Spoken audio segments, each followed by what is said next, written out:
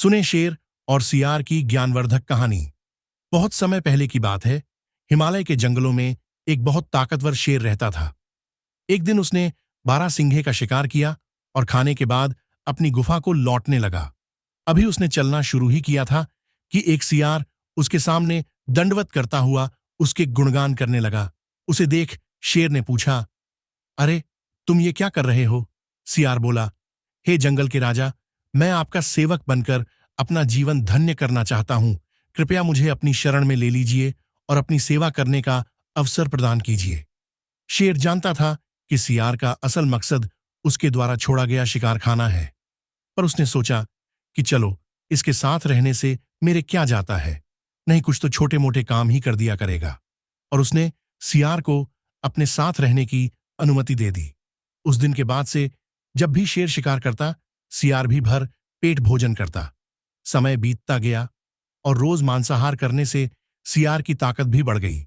इसी घमंड में अब वह जंगल के बाकी जानवरों पर रौब भी झाड़ने लगा। और एक दिन तो उसने हद ही कर दी।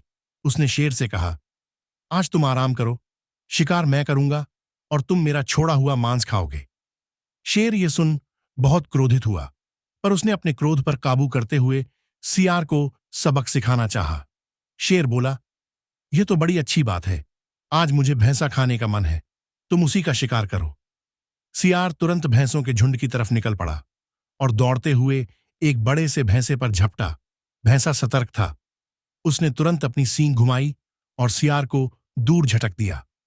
सियार की कमर टूट गई और वह किसी तरह घिसटते हुए शेर के पास वापस पहुंचा। शेर बोला, क्या हुआ? भैंसा कहाँ है? सियार गिड़गिड़ाते हुए बोला, हुजूर, मुझे क्षमा कीजिए, मैं बहक गया था और खुद को आपके बराबर समझने लगा था। धूर्त, तेरे जैसे का यही हस्र होता है। मैंने तेरे ऊपर दया करके तुझे अपने साथ रखा और तू मेरे ऊपर ही धौंस जमाने लगा। और ऐसा कहते हुए शेर ने अपने एक ही प्रहार से सियार को ढेर कर दिया।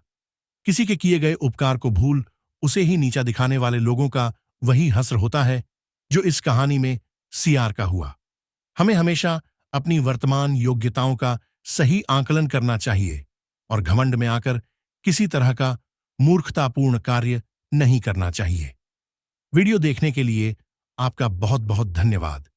अगर वीडियो अच्छी लगी तो चैनल को सब्सक्राइब और लाइक कर लेना। धन्यवाद।